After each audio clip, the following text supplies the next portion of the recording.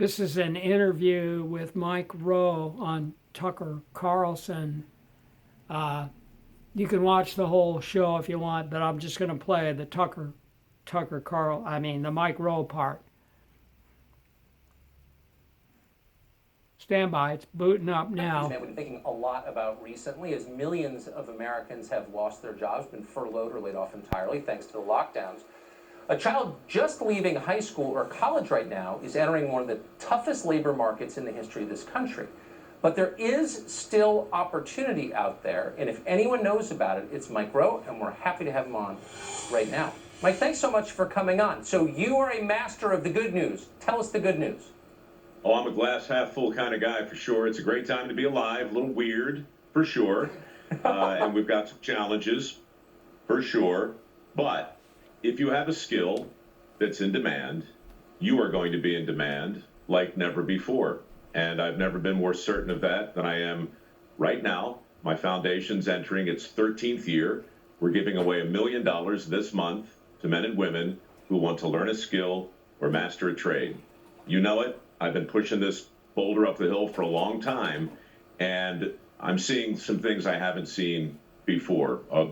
A reinvigoration and enthusiasm around the basics of simply learning a skill that's absolutely in demand, of being essential, in other words. So when we've spoken about this before over the years, you have said you've had trouble giving away the money because everyone wanted to work in private equity.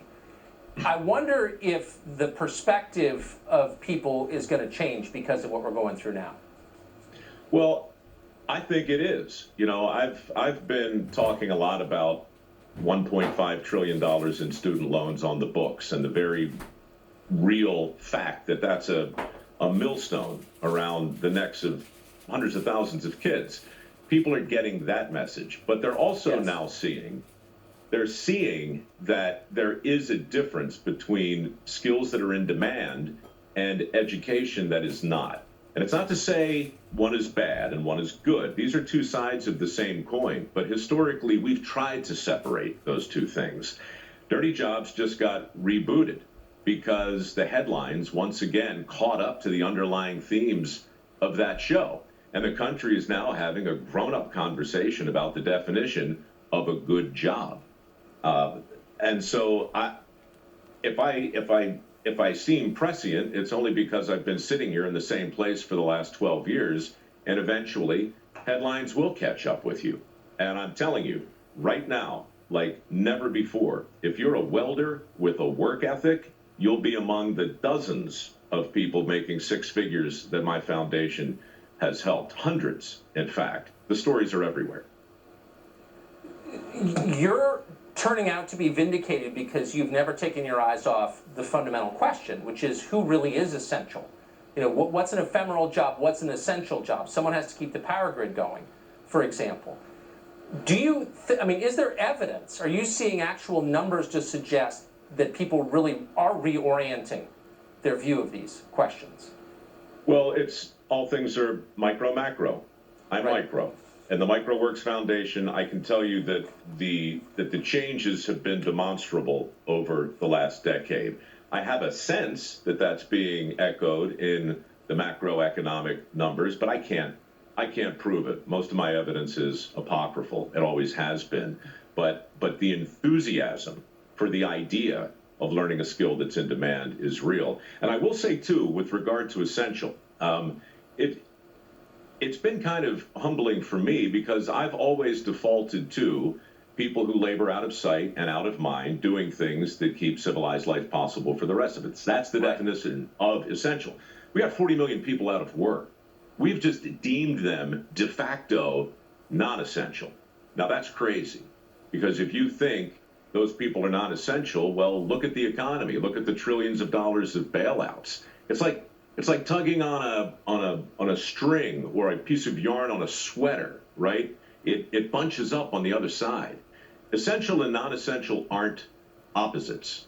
They are two sides of the same coin, but I believe we're entering a phase right now where the undeniable truth is going to land squarely on the side of opportunity as defined by the willingness to learn a skill. I think that's exactly right. Let me ask you one last quick question. You've interviewed a countless number of people with essential but low prestige jobs. Are they happy, by and large, doing those jobs? Again, cookie cutter advice is tricky, and I hate generalizations, but yeah, there exists in the wide world of work a band of brothers mentality.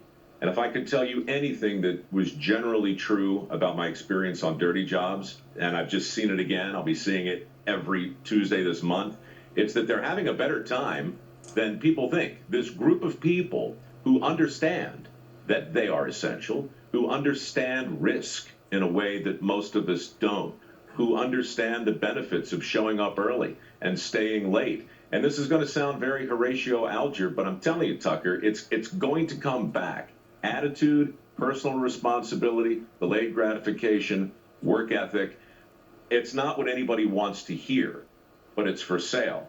And the examples that we've been able to find in my own little foundation that prove those things lead to something that looks a lot like prosperity, they're undeniable. They're everywhere. You've been right about everything else. I knew you'd make me feel better. Mike Rowe, thank you for that. Standing by to fill the glass up whenever you need it, Tucker. Amen. We often do. Good to see you. Be well. Okay, now I'll just say a few words. You can turn it off now. You heard the best part. But as a 77-year-old man, college graduate, I look back on the whole K-12 college experience as pretty awful in terms of restricting my freedom, being boring, and not preparing me for my eventual career, which was to grow avocados. So I just think we need to find a better way. I'm all about unschooling. John Taylor Gatto, you can read so much about it. It would be so much better, I believe. People would be happier. They would learn more. They could learn things that interest them. They wouldn't be locked up in a classroom and lectured about things that they may not have any particular interest. The basics, the math, the arithmetic, the reading, the writing and spelling, that can all be learned. It doesn't have to be learned in a classroom. Although if you look into the unschooling thing, you could offer that option, privately managed and run and voluntarily enrolled, not forcefully enrolled in a public school. There's so many options. A child could be introduced. My issue with the whole thing in grammar school, I did not know what I wanted to do or to be because I wasn't exposed to any real life practical situations.